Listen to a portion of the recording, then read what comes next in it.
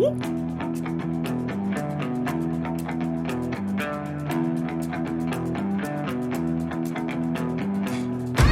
ain't tryna bring you down, but for real, you might as well give up now. Think you got a chance, but I don't see how. Got a real tight grip when I hold that crown. My life been good and bad and all around. The more things I lost, the more I found. One thing I taught myself to do, no matter the problem, refuse to lose. So, how you want it, man, you can choose. If you can't take the heat, don't light the fuse. See, I walk in slow and ignite the room. Like fire, everything I touch, I consume. I'm getting up while y'all just snooze. While you make breakfast, man, I'm on the move. I'm the first one in and the last one out. Whoever owns the place gotta drag me out.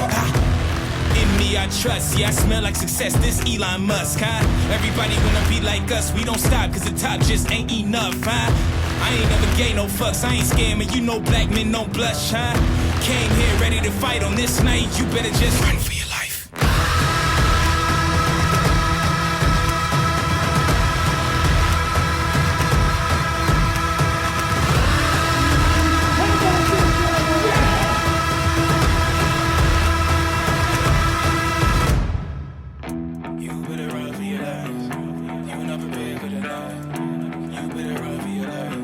Yo, it's me, it's DDP.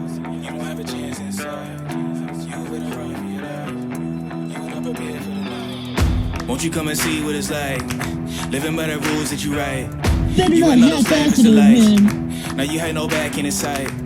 All the little lies you recite just makes all the savage unite. Usually I'm very polite, but I'ma get savage tonight. Even when a dog being nice, every single dog gonna bite. You might think I'm wrong, but I'm right. Just let it get a strong appetite. I'ma let it breathe just a little. Give it to you strong, heavy metal. I don't make a sound when I strike. You better just run for your life. Mic check 2 1 2, bitch. All right, what is up, guys? This is DDP back with a little bit of Cowboys post-game show here. Now, I've had a little bit of time to process this 31-6 win over Miami. And I'll be honest with you, I've been a little bit frustrated looking back at this game. Now, I know what people are going to say on the surface. I heard it all day. I heard it from the sports media here, the sports radio people specifically. If I have anything critical to say about the Cowboys, I must therefore be unhappy with anything short of a 60-0 shutout. I don't buy that. I really don't. Because here's the thing.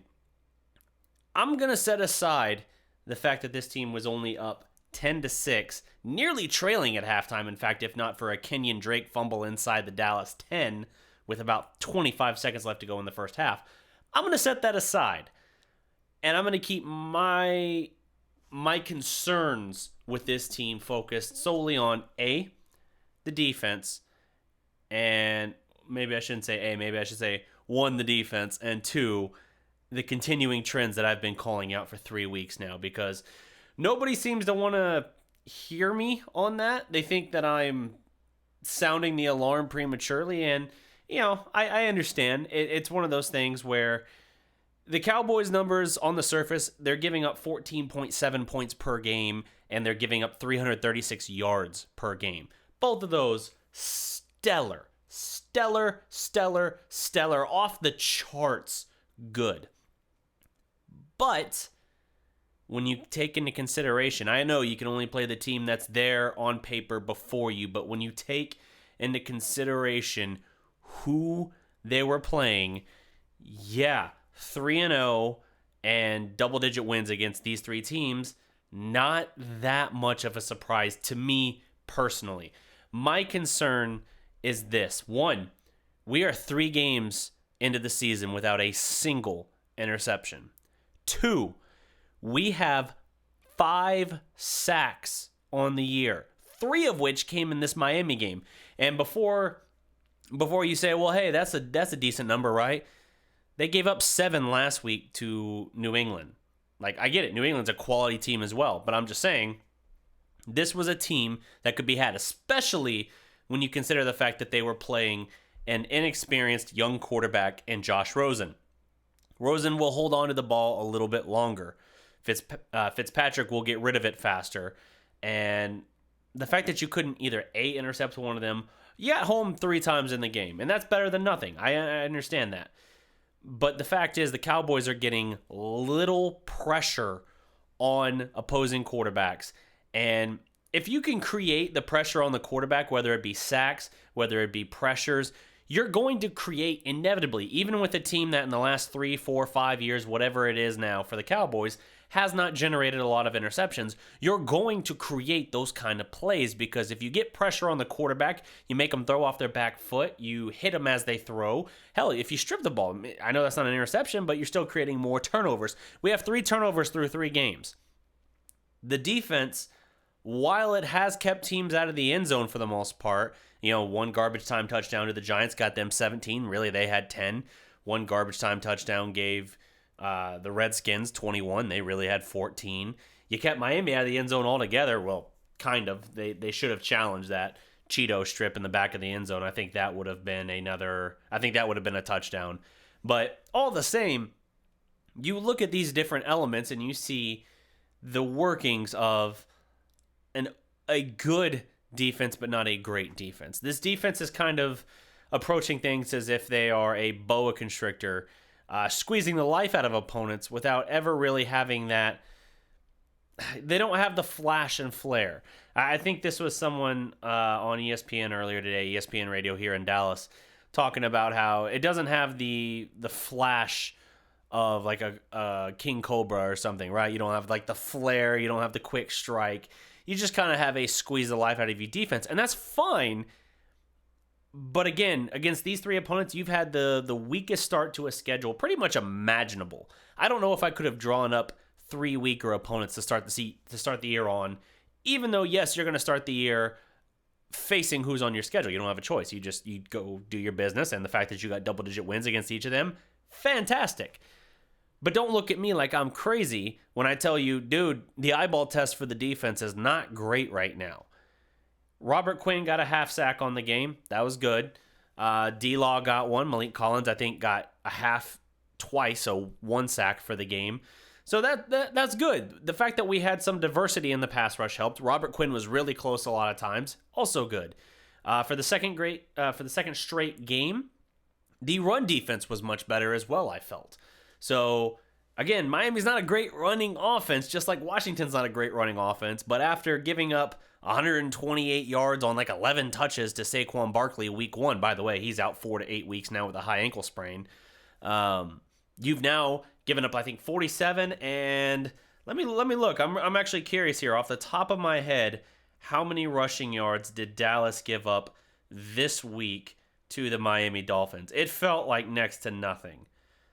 44 on 13 to Kenyon Drake, so 3.4 a pop. Rosen got 3 for 13. Ballage got 7 for 11, and Grant got 1 for 4. So really, I mean, they still held them under 100 rushing yards for the game.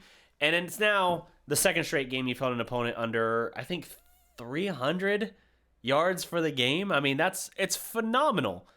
Week 1, you give up 470 to the Giants because of the Saquon effect. And you've limited those explosive plays. You've limited them. Now, an explosive play, as I've said before, is plays of 20-plus yards. You still had 4 plays yesterday. Not a huge number, but 4 plays that were 19-plus yards. So just on the cusp of explosive plays. And then you had, of course, the pass interference on Cheeto. He had a rough day on Sunday. But Cheeto's got a weird thing, right? Like, he's always in good position. He's always making a good play on the ball, it seems like. But quarterbacks just seem to have a knack for dropping just a picture-perfect pass against him. I don't even know what it is. After year 1 and 2, you start to think, man, that's really unusual to see that so frequently. And now, here we are in year 3, and it's happening again for him. And it's like, okay. Maybe he just has a weird tractor beam sense that doesn't work for interceptions, but brings the ball perfectly to the man he's guarding. Miami's got some tall wide receivers, and they feasted on Cheeto in the first half. Dallas does make some adjustments, and they end up holding them out of the end zone and scoreless in the second half. That's great. Dallas scores. Dallas was up 10-6 at half. They end up winning 31-6. I don't mean to sound negative about this team, but I'm super frustrated every time I hear the sports media here, a lot of the guys who are on the radio and things like that, act like if I have any concerns at all, that I'm either A, not enjoying the experience, that I'm just bitching and moaning about the things I can't control, or B, that I'm just a fake fan looking to be negative. That's ridiculous. That is completely ridiculous. If you can look at this defense right now and tell me it looks anything like the team that beat New Orleans 13-9 in AT&T Stadium November 28th, 2018 last year, you're fooling yourself, but it looks nothing like that team. Now, that team didn't generate a lot of turnovers either, but that team was playing balls to the wall and was completely dialed in. Now, my article I wrote today, hopefully it comes out tomorrow through Clutch Points. I submitted an article bringing up specifically the defense again because, hey, 336 yards per game allowed, phenomenal. 14.7 points per game, phenomenal. Especially when your offense has scored 35, 31, and 31 on the other side of the equation. But don't tell me that we're playing perfect, because we're not. We're just not. Like, this next week is going to be a real challenge for us. It is legitimately going to be a real challenge. I don't care that the Saints don't have Drew Brees. You know, it's actually kind of, and I mentioned this in my article, it's actually kind of fitting that we are facing off against Drew Brees, because that feels like what it always was going to have to be, right? Our defense has still been good, but we've never replicated that performance again since that Saints game last year. And now, as we are red hot and people have us power rankings wise in the top 3, if not top 2 in the NFL, now here we go back to New Orleans this time, and we got to go win. And yeah, they don't have Drew Brees, but Teddy Bridgewater just led those suckers into Seattle and dropped 33 points to beat Russell Wilson in Seattle. That is a seriously good team over there. And if Dallas can go in and they can play up to their level, and they can let alone beat them, then yes, that'll tell me, okay, even if we somehow did it without turnovers, even if we somehow did it without interceptions and without a lot of sacks on the quarterback, then at that point you go, wow, this is the weirdest, most historically elite, rare defense I've ever seen. We're not a team built for interceptions. The only guy on our team that's remotely a ball hawk is Xavier Woods, and he's out. Hopefully he's back next week. If you talk to Stephen Jones, they think there's a chance he could be back, even though initial reports said he was out 4 to 6 weeks. But we'll see. I mean, it's really hit or miss. We don't have anyone. Cheeto's the next closest guy. He kind of caught a pick, although he landed out of bounds this week. That's the only other guy that we have that's really known for getting his hands on the ball and any chance at a pick. LVE as a linebacker, if we're looking at linebackers, we could add in a couple, but not out of the secondary, not out of the defensive backs. I'm off on a tangent here real quick. Let me hit up some of the guys that have been here. Shout outs to Gle, first in the house. Cincy Bengals fan, what is up? What are you doing here, Cincy Bengal fan? No questions. I'm not grilling you or anything. I'm just curious. I'm genuinely interested. TA, what's up? Kenny Erickson, what's good? Gabriel Paulin, what's up? Glad, always. Stevie Mac 23, DDP, what's up? Glad we won, of course, but we definitely have some stuff to work on before the next 2 weeks coming up. Brett Bender says 19-0. Jason Bryant, this defense has been what, Jason? Did I see the Daniel Jones comeback versus Tampa? I heard about it. He was down. The Giants were down either 17 or 18 points. It was a margin that Eli had never once come back from in his career, something like 0-4 or 0-14, 44. Has Eli really been spanked that many times? I don't know. Eli had never come back from that deficit, and Daniel Jones led them back without Saquon and won. That's impressive, and it also goes to show you why they should have, as great as Saquon Barkley is, it kind of suggests why maybe, just maybe, they should have started their rebuild with the quarterback and then gotten the running back.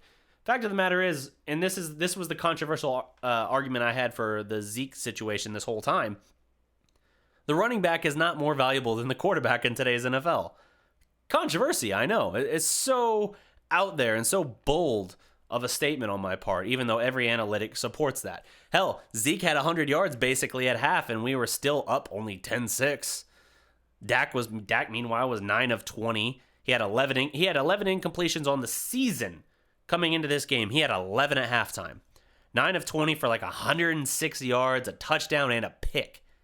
Dak was not good in the first half. Now, here's where Dak gets great.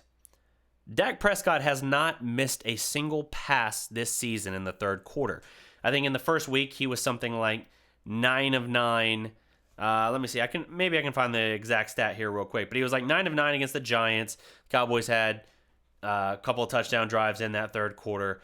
Then against the Redskins, they had like 3 touchdown drives, and he was like 11 of 11. And then this week, he was, I think, again, 11 of 11. Dak Prescott in the third quarter this year has been lights out, like to a whole new degree. And that's amazing because when you want to take control of a game, first of all, I like the fact that we're actually making adjustments at halftime because it's so awesome to see a Cowboys team actually, A, make adjustments, and B, have them pay dividends. So the fact that we've started slow in each of the first 3 weeks, that's actually a little bit of a concern for me. But the fact that we've been able to come out and immediately pour it on with the offense to the tune of multiple touchdowns is substantial. That is what changes the entire face of each game that we've been in. All 3 games were close in the first half, and it was, well, the Giants one was starting to get away. But all 3 games were pretty close in the first half before things started to pull away. And in each case, it had to do with that third quarter and Dak Prescott slinging the rock around, because Dak is a man possessed. I can't find the exact stat here on a quick call up. In the third quarter, Dak is perfect in terms of completions. In the second half, he did have 2 incompletions this week. He ended up with 13 incompletions on the game. He had 11 at half. So Dak on the game had 13 incompletions, but still a solid day for him overall. 2 passing touchdowns and the 8-yard rushing touchdown. Dallas took control of this game in the third quarter. You had the quick touchdown drive when they started with the ball. Miami had a quick drive that went nowhere. Dallas gets the ball back, drives it right back down their throat. That's when you get the Dak Prescott then run-in touchdown. And at that point, Dallas goes up to 24-6. Now, it's great to see that score, but I get frustrated again with the notion of, in the second half they played perfect. Why? Because they didn't give up a touchdown? Like, when you're saying perfect, you're attributing it to the whole team pretty much. So when you're saying, hey, they played perfect in the second half, like, we gave up no points, that's cool. That's awesome. That's really awesome. That's incredibly rare. I don't care who you're playing, even if it is a Miami team that's given up 132 points on the year through 3 weeks and has themselves put up a grand total of 16 points. Oof. But I did the mental math there, and it sounded somehow even worse in my head than what I was anticipating. But it's one of those things where even with that in consideration, we didn't play perfect. We didn't. Like, we didn't score at all in the fourth quarter until garbage time. I know people want to say, hey, we got that last touchdown with Pollard and he went over 100 yards. That's great. It really is. I'm thrilled for Pollard to go his first career 100-yard game and his first career touchdown. That is incredible for him. I think Dallas has a dynamic 1-2 punch at running back. If they can give Pollard, keep giving him at least 8 touches a game. And in weeks like this, when you're playing bad opponents, rest Zeke and give Pollard more like 16, 17 touches a game. I think that's phenomenal. That is brilliant managing of Zeke, because you gave Zeke all this money, specifically guaranteed money. All right, you better start preserving him, because you damn sure can't burn him up at the rate you've been doing his first 3 years. Otherwise, you're going to burn him out in 3 years, and then you'll be sitting there like, well, we've got a couple years of not so good running back left in us. I'm not predicting that for Zeke. I'm just giving, I'm being facetious, basically giving like a projection that's over dramatic. So it is what it is, though. I look at this team and I say, okay, they got that last Pollard rushing touchdown, and that was great for him, but it was a garbage time touchdown. Like, just like if we want to discredit the Giants' last touchdown, because it's garbage, it didn't matter, right? We weren't really. There wasn't anything really on the line left. It was just kind of like, just run out the clock. All right, fine. Then Redskins, Garbage time, bro. Didn't matter. Okay, fine. And then Dolphins. Okay, why is it different when we do it? Well, we scored the touchdown now, so therefore, it totally counts and there's no issues at all. It's not a garbage touchdown, bro. Like, I get frustrated when people try and frame things from a different perspective, and they'll bend over backwards to flip their logic to try and make it sound like it's an even discussion. It's not. Dallas, 3 straight games, 30 points.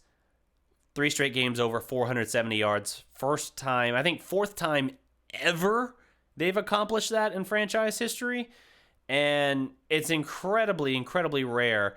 But you know what else is rare? The fact that they're 3-0 despite 0 turnovers, like 0 interceptions, I should say.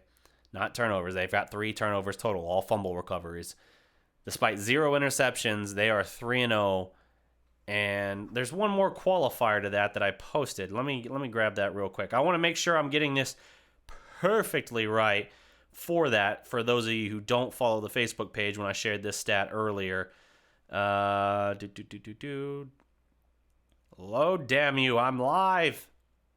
The Cowboys are the second team in NFL history to incur at least 200 penalty yards, intercept 0 passes, and still be undefeated through the first 3 weeks. Who was the other team, you ask? The 2008 Dallas Cowboys. Now that was a team that wound up 9-7. Like, we have issues to resolve, and a lot of them have to do with the defense. Now, I'll say, hey, we scored 31 this week, and that's great, but we let a bad Miami team hang around the first half. I get it. It's a game of 4 quarters, and the better team will show itself in the second half, and we did. It is what it is. That's what we did. We pulled away in the second half because our talent was superior to theirs. That's cool. But I can still lay out the fact that our defense is not getting the pressure we need to get. If you remember that 13-9 win against New Orleans last year, we didn't get a whole lot of turnovers, but we were relentless on getting after Drew Brees. That's why he couldn't get settled. That's why he didn't have time for a lot of those routes to develop for New Orleans. And then how do you remember Jordan Lewis had the interception to seal the game. I think we had 2 interceptions on the day. Byron Jones as well, locking down Michael Thomas. That was the difference. When you get pressure on the quarterback, when you disrupt things at the head of the snake, you completely minimize or negate everything else that they can throw at you. Dallas has shown nothing of that team yet this year. Now you can say, hey, DeMarcus Lawrence, yeah, I know he got paid, but he's coming back from rotator cuff surgery. Or, sorry, was it labrum surgery? Similar, but not the same thing. He's coming back from surgery. He's working his way back. This was Robert Quinn's first game back. Let him get his feet under him. He was away from the team for a month because of the suspension. You're missing Anton Woods. You're missing Crawford in this game. I get it. We're not 100%. Xavier Woods was out as well this week. We're not 100%, but the fact is we haven't shown much of that team through 3 weeks. What we have shown is that we drew possibly the 3 weakest teams you could draw through the first 3 weeks of the season, and through the power mostly of our offense, we beat up on them. If they can go into New Orleans now, Sunday Night Football, and they can give us any kind of repeat performance of this, by which I mean sub 400 yards allowed and less than 21 points. Okay, son of a bitch, I'm bought in.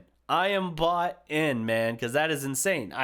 It is the weirdest defense ever. I still won't call it elite because to me an elite defense has to be a turnover machine, and we're just not doing that. You see all these guys getting all these big plays, all these big explosive plays. I talk about other teams getting explosive plays. The Cowboys have 9 different players who have had an explosive play this year, so 20 or more yards on a play. That's really, really balanced. 9 different players getting a play of at least 20 yards for the Cowboys through 3 weeks. And your leader is, I think, Michael Gallup with 3. Amari Cooper's got 2. Randall Cobb has an argument to make because he's had 2 called back. But, I mean, it is what it is. It's just one of those things where the offense is making all the flashy plays, and it's passing the eyeball test for the most part. I still think they played down to their level of competition this week. It was, they scored 31, but it felt kind of like an unimpressive 31. And the defense isn't passing that eyeball test because here's the thing. If you look at like how we rank in terms of total offense right now, we rank second to I think it's the Rams or maybe it's the Chiefs. I think it's the Chiefs, actually. We're second to the Chiefs. But do you know why part of that is? Do you know why we've had 3 straight games of over 470 yards? Yes, it's because we're a good offense and we can actually drive the length of the field, through a dominant offensive line, through the fact that Zeke and his touches is almost like an afterthought for us. He's getting he's off to the best start of his career, getting like 100 yards easy and kind of quietly at that. I think he went 19 for 125 this week. And then you had 13 out of Pollard for another 105. I mean, the fact that you're getting that is awesome. It's behind Dak Prescott's start. 9 touchdowns, 2 interceptions to start the year for Dak. The offense is moving the ball, but they're doing it. I mean, you've seen this offense in this 3-game start drive, 85 yards, 90 yards, 95 yards in some of these touchdown drives. So that's why you're second in total offense. But do you understand why that shows us at the same time the other side of the coin what that implies? That implies that because your defense can never flip the field for you, you never have the benefit of a short field. The Cowboys are one of, I think, 2 teams in the NFL to date to not start a single drive inside the opponent's territory. That is what you need because this is a game based on field position. If you can't flip the field with an interception, hell, even your fumbles, you got 3 fumbles, that's great. But you haven't been able to flip the field once. Like every time it's happened, it's been in your own territory, which, hey, bend, don't break. That's great. But just once flip the field because starting with the ball at the opponent's 35-yard line instead of it getting punted to our 30-yard line is a big difference for what you're asking us to do. Think about it. Week 1, 5 straight touchdown drives. Week 2, 5 straight scoring drives. First 3 touchdowns, 4th one field goal, 5th one touchdown. You didn't have that this past week against the Dolphins. You had the 10 quick points. Then you went really quiet for a while.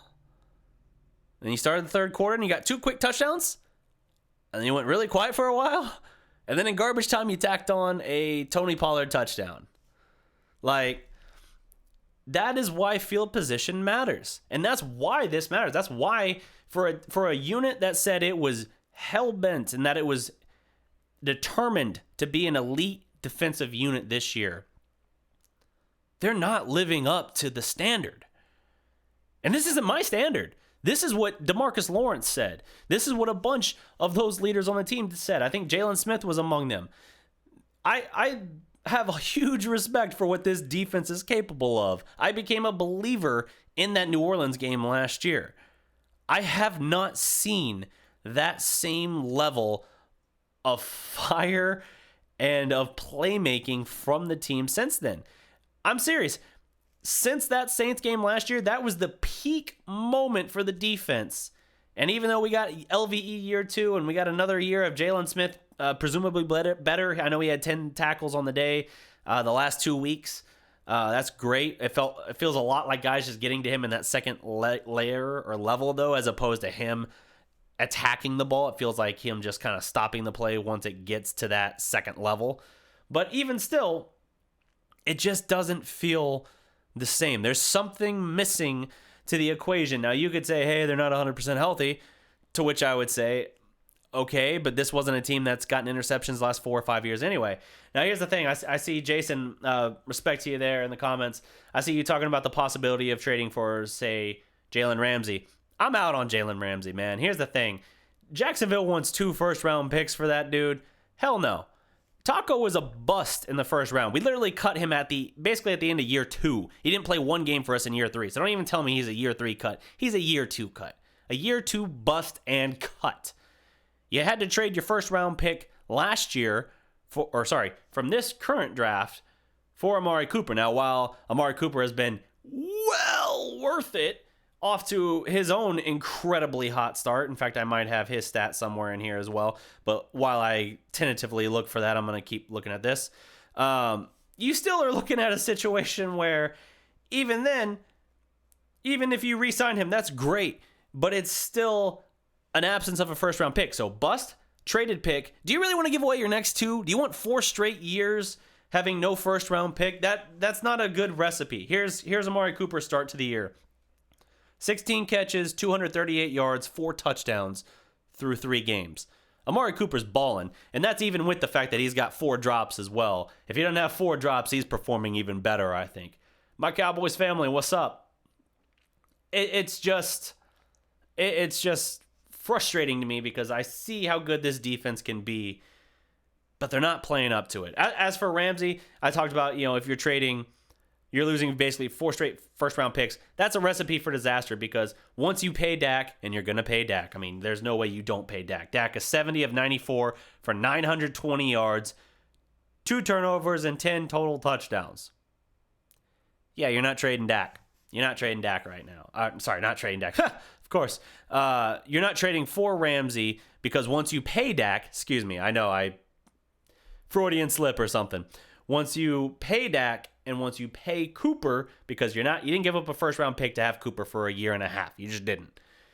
Once you pay those guys, your top 10 players are going to be making over 71% of your salary cap. Cap's gone up $10 million each year. That's good. That gives you some flexibility.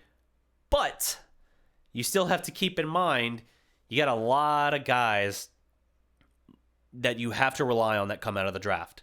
And not having a first-round pick in, because Taco's gone, he's gone, in 4 straight years, that's not good. You need good production from cheap labor, effectively. So I'm not a fan of going after Ramsey. And adding him just throws a monkey wrench in your order of paying guys, right? Because Jalen Ramsey's going to want more than Byron Jones. Byron Jones wants 14 or 15 million as the projection we're hearing right now. Cowboys haven't even entered negotiations with him yet. But 14 or 15 million is what he's probably going to be looking at.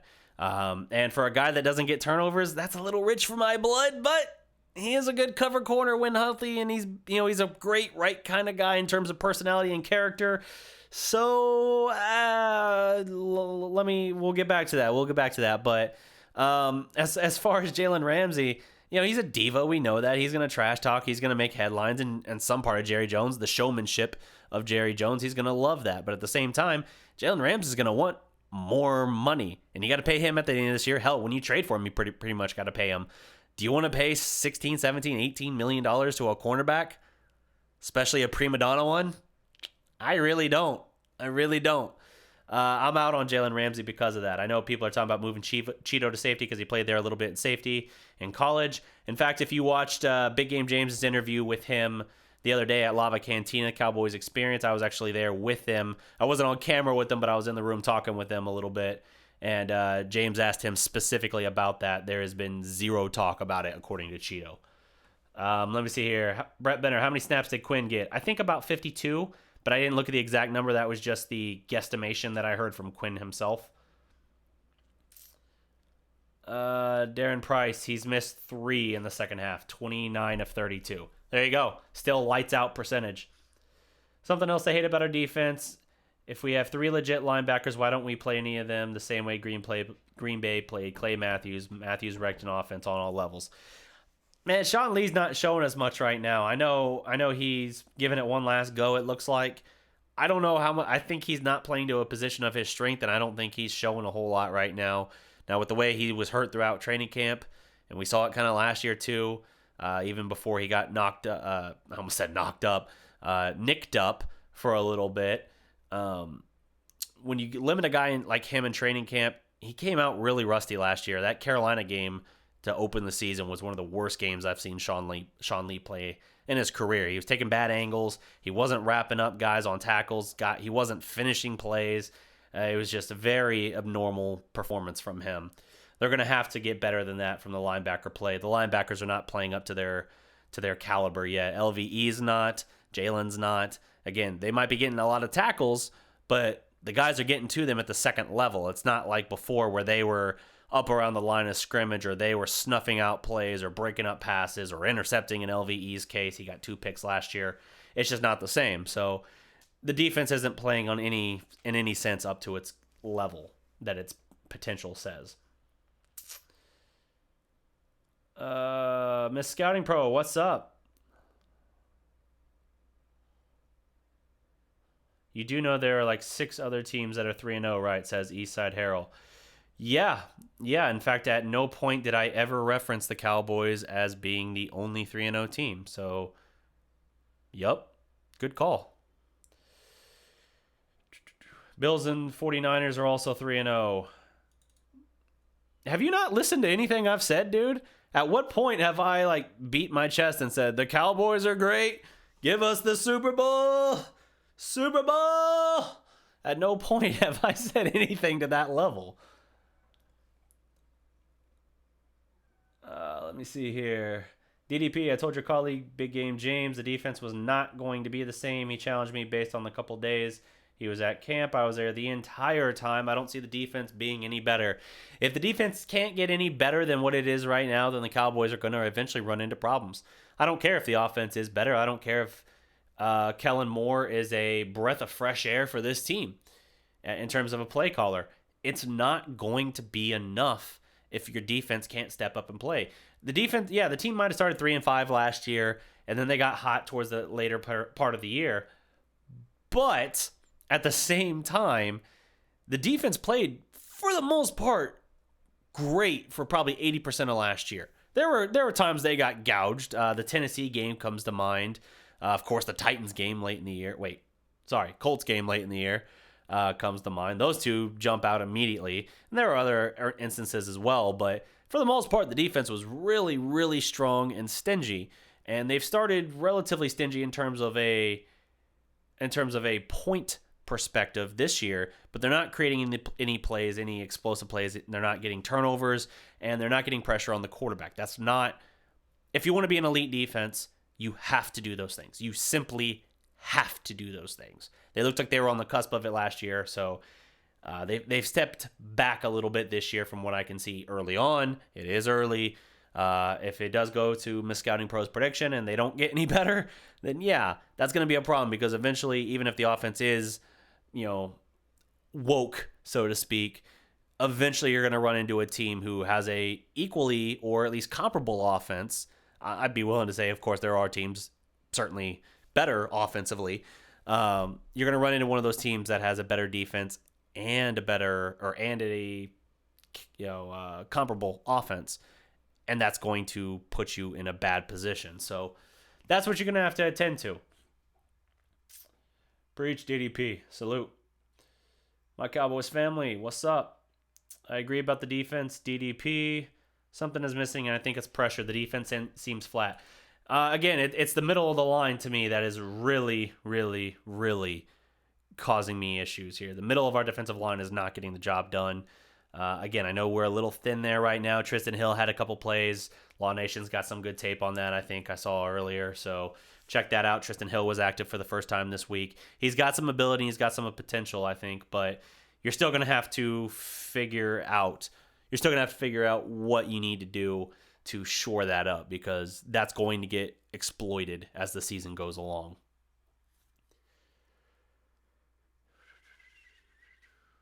Are we a good trade away from stepping the defense up like we did with the offense last year? Asks Brett Bender. Yes and no. I think if we were to make a trade for the Jets safety, Adams, I think that would put us over the top. Partly because I think he's a perfect fit for what we do. Now, you're still going to run into the later problems of having to pay him. And frankly, that's why people were so hot on the idea of Minkah Fitzpatrick, because he was a first rounder from last year, dude. You had him like 3 more years on a rookie deal. So you had time before he blew up your salary cap situation a little bit. You're not going to have that with Ramsey, and you're not going to have as much time either with Adams in that regard. So those are things to consider. But I think adding a guy like that, a guy who can, hit kind of like Xavier Woods, Heath can hit you too. Just unfortunately ask Alan Hearns. Oh, of all the people to lay out, and I know it wasn't intentional, but of all the freaking people to lay out, my heart hurt a little bit when I saw it was Alan Hearns. I was like, hasn't this man suffered enough? What is wrong with you? At least intercept the pass first. Heath never saw him. We got criticized last week for a freaking potential interception doinking off his ear hole, so he tried to watch the ball the whole way and instead never watched the receiver. For the record, I think it should have been hitting a defenseless receiver. It doesn't matter if it was intentional or not. It was a defenseless wide receiver, and he hits him up high. To me, that's textbook, but they didn't call it, so it is what it is. But yeah, I think Adams could maybe do that. He'll give you a bit of a ball hawk as well as someone who can really hit you. And I think in a Chris Richard system, you would see him unlocked a little bit like you saw Byron Jones get unlocked when Richard came in here.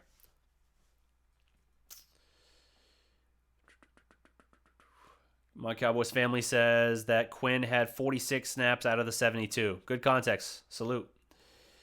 We have to bench Sean Lee for Thomas. I mean, it could get to that point, but here's the thing. Sean Lee's a porcelain doll, so at some point he's going to crack again anyway. Whether he's pulling a hamstring in practice or spraining an MCL, either Sean Lee's going to play better and eventually adapt, or this decision will be made for him via his play or an injury. So I agree. I think Thomas can help us more than Sean Lee can right now in that spot, but we just got to see. I mean, it is what it is. They need to do something more with the linebackers, I think. Don't you think we need to invest in a field goal kicker soon? Because the one we got ain't working for me or our team, says Darren Brown. Man, here's the thing. There's not really a whole lot you can do at this point. If by soon you mean like this offseason, yeah, I'm right there with you. I agree. Because I'm not confident in Brett Maher. I'm just not. Like, he goes 1 of 2 on the day. He misses from 55. He's got tremendous leg strength and ability in that regard. He can kick from 62. His career long, I think, is 57, I want to say. So he's got the ability. Weirdly, his accuracy is wonkiest between 30 and 40 yards, and he's not Dan Bailey. It's unfortunate we kind of wasted all those years of Dan Bailey. Because, I'm not confident in our kicker, and if it comes down to a game decided by a Brett Maher field goal attempt, I'm gonna be clenching and taking a swig of my drink for sure, down in my drink, because I don't feel great about that.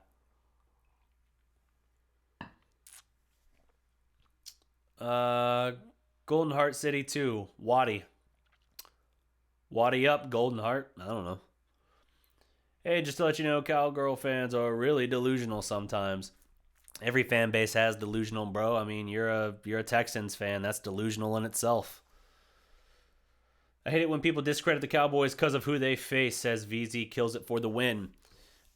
I'm not discrediting, if you're talking about me, I'm not discrediting our ability. I've talked up our ability pretty well.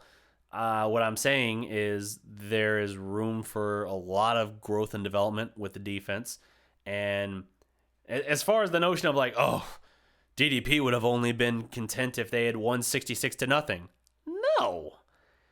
You give me that same score, but give me one interception, and 60% of my frustration probably melts away. Give me one interception and 2 more sacks, and 80% of that frustration's gone. Give me 2 interceptions and a sack, bruh, it's done. Like, I'm sitting here and I'm like, this is a good win, guys. I should warn you, this was kind of like a bye week, but you know what? You play the teams that are there in front of you, bro. It's because the defense isn't holding up its standard, its own standard that it set before the year started, that I'm judging them literally by the standard they said they want to be judged by. So it is what it is. Darian Thompson had a good game. Darian Thompson did have a good game in relief. The former Giants safety had a great play down by the goal line there. Very, very good play. I like him. I like him as far as depth for us at the safety position. I hope Woods is back and ready to go as soon as possible, but just because of who we're going up against. But I like Thompson a lot for depth purposes in that regard.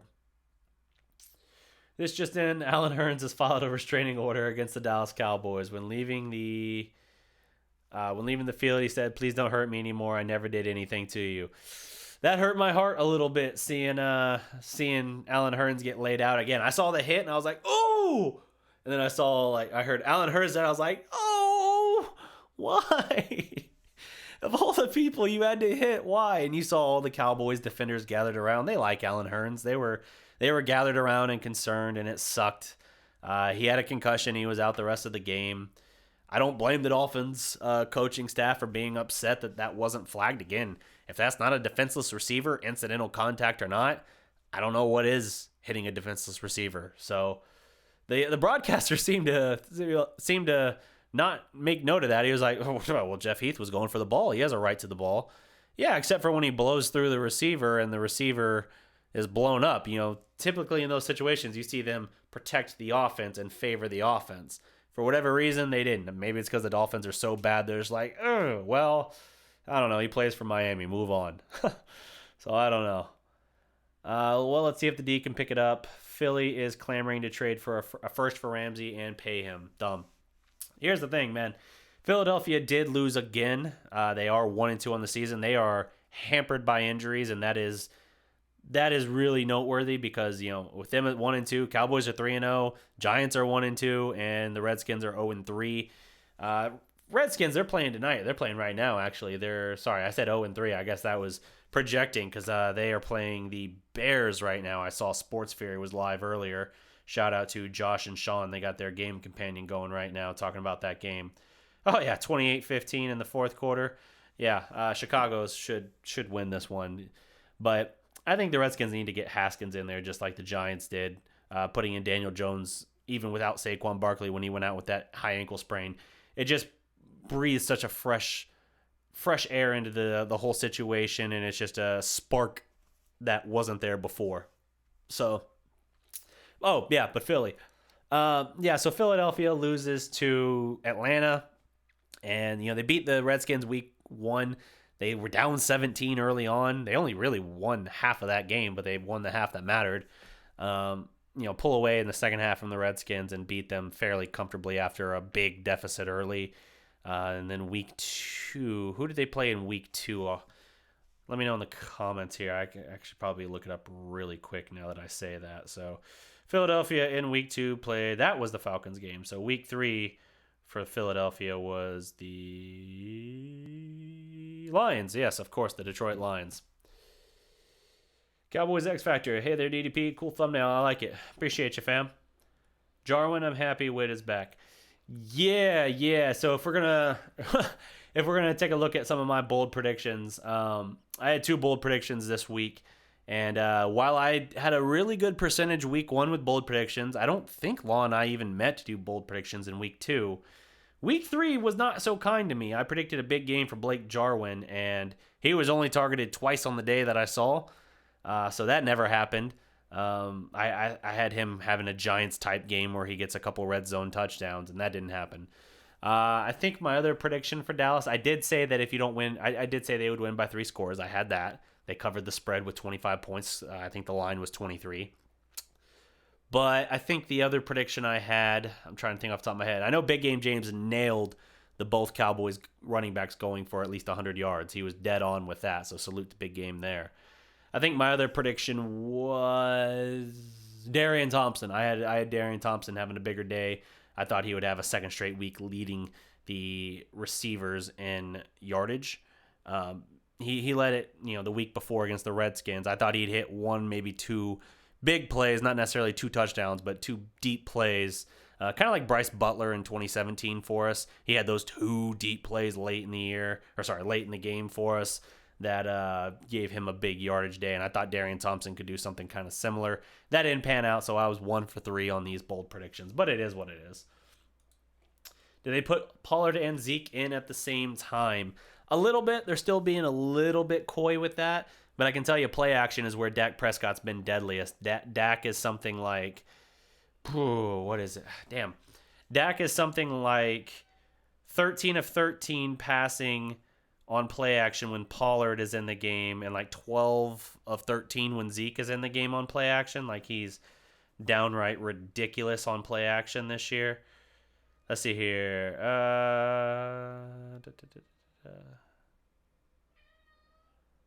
No, not seeing it. That's a bummer.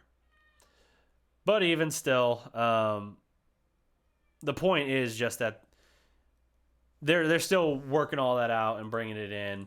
And I think that they're kind of getting him integrated into the system. What's really comforting to me, however, is hearing that they are, like Kellen Moore, when he was asked about, like, hey, do you call things any differently when Pollard's in there or Zeke's in there? He's like, no. It doesn't matter. They can both kind of do a little bit of the same stuff. Pollard's shown better patience and explosiveness between the tackles than most running backs have, especially a guy who touched the ball maybe 8 times a game on average at Memphis. He's shown great patience and burst, and he's better at running between the tackles than a lot of guys in his situation would be. And as a result of that, it's kind of opened up a little bit of what he's able to do. So they'll get them both out there more, but you haven't seen a ton of it yet.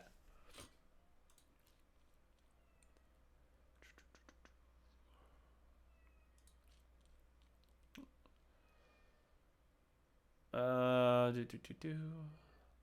lot of teams are looking like crap. Might be more solid DBs up for grabs in 4 weeks before the trade deadline hits.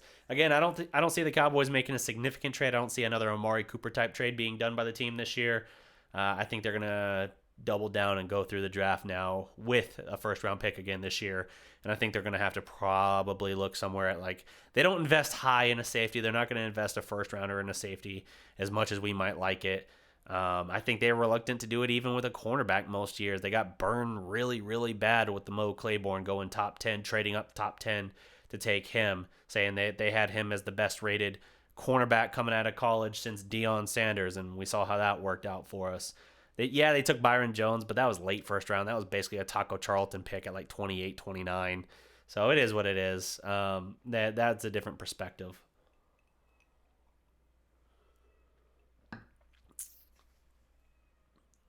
Bears defense is ferocious. The Bears defense is very ferocious, and that is what our defense should aspire to be. They are more talented, and they got some ball hawks. They can get real turnovers.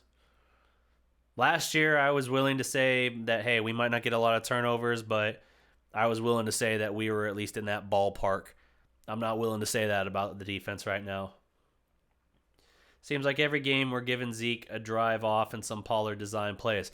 We are, and that's actually really smart because, again, it rests Zeke. It keeps him fresh. Zeke hasn't had more than the most carries Zeke has had in a game so far this year. I think he had 23 at Washington. That's it. Like, you'll have games like that where Zeke has 23 and Pollard gets you 5 to 8. But you're not putting Pollard in there just to give Zeke a blow for 8 plays a game and just say, hey, Pollard, run out there and run smack dab into a brick wall 5 to 6 times a game, and maybe we'll throw a screen pass to you for 2 yards before you get walloped.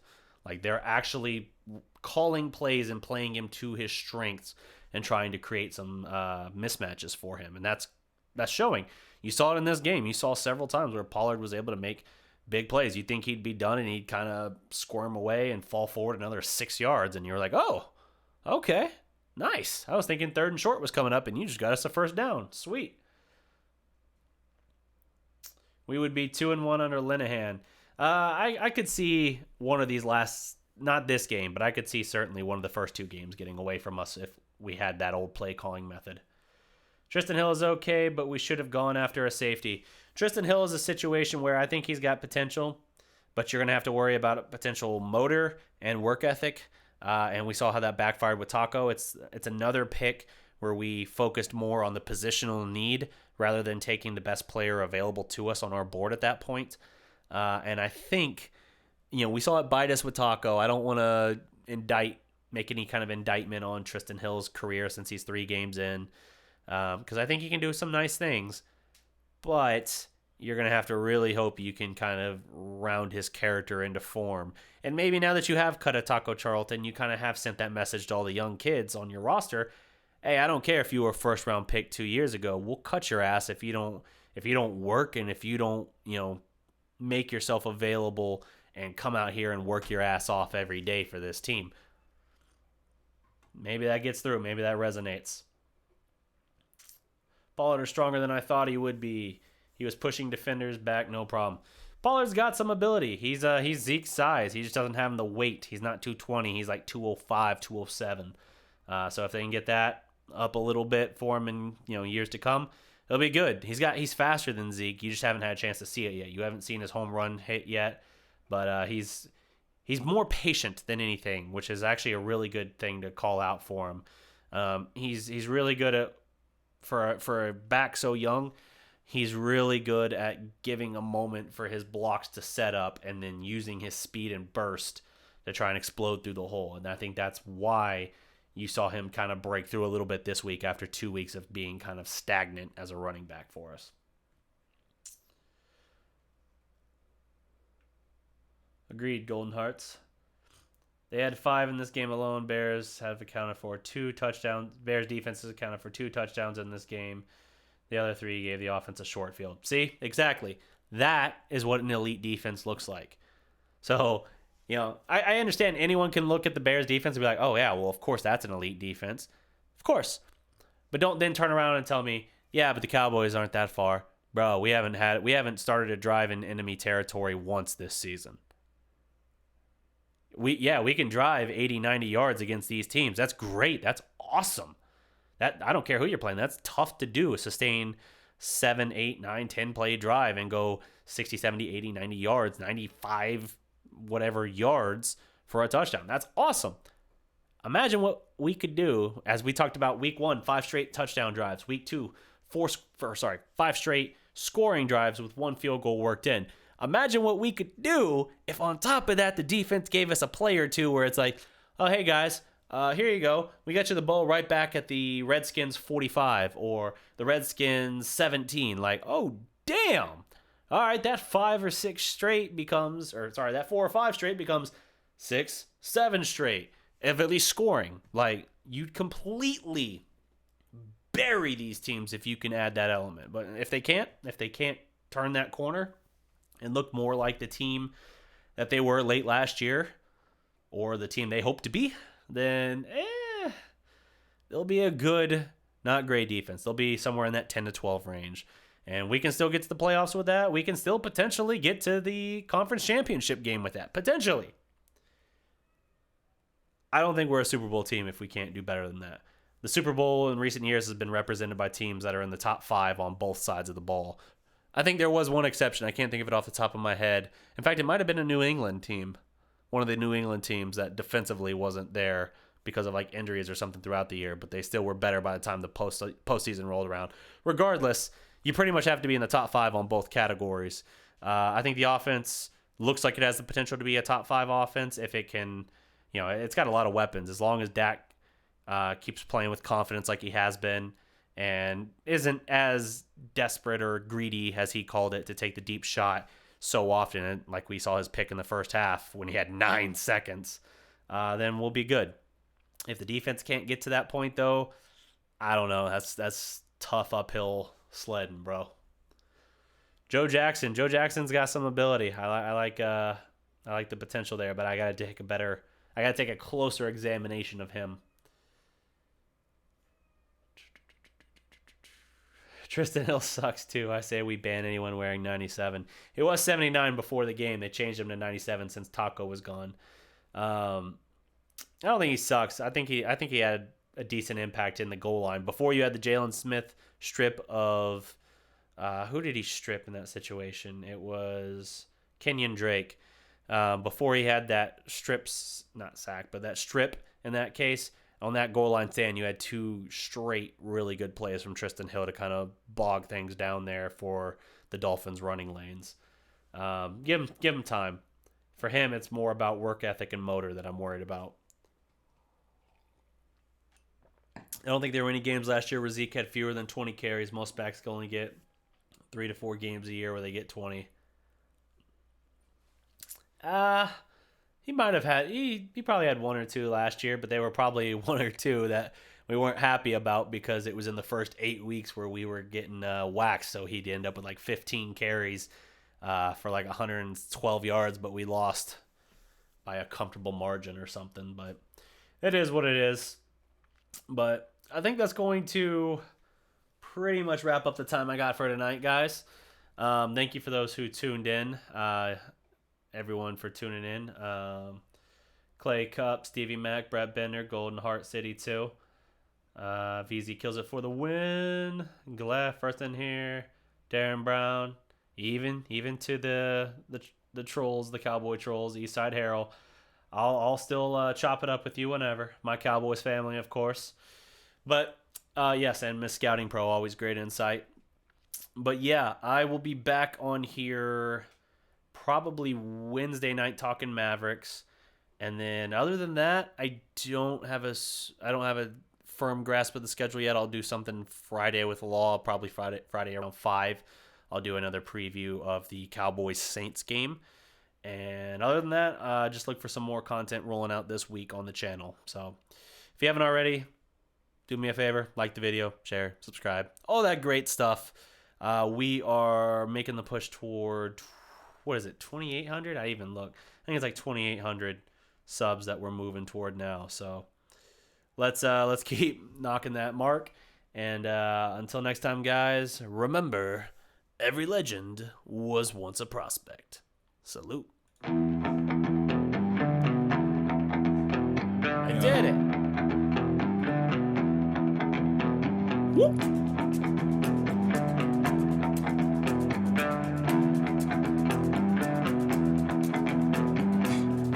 I ain't tryna bring you down, but for real, you might as well give up now. Think you got a chance, but I don't see how. Got a real tight grip when I hold that crown. My life been good and bad and all around. The more things I lost, the more I found. One thing I taught myself to do, no matter the problem, refuse to lose. So, how you want it, man, you can choose. If you can't take the heat, don't light the fuse. See, I walk in slow and ignite the room. Like fire, everything I touch, I consume. I'm getting up while y'all just snooze. While you make breakfast, man, I'm on the move. I'm the first one in and the last one out. Whoever owns the place gotta drag me out. In me I trust, yeah, I smell like success, this Elon Musk, huh?